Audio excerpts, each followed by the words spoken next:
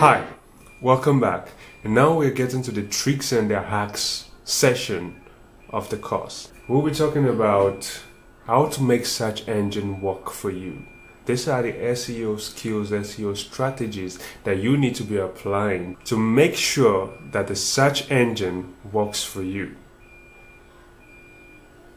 This is search engine optimization. So, first let's talk about quality content.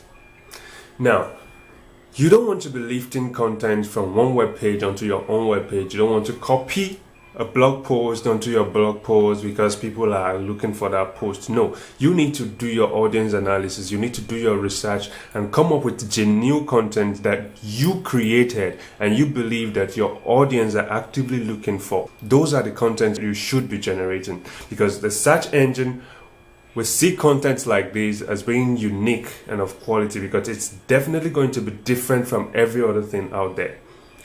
And precisely when you do your keyword analysis right, the search engine will realize that, okay, your content is more unique, has more relevant keywords that audience are searching for, and therefore your SEO ranking will increase and your probability of being found on search engine result page will be high.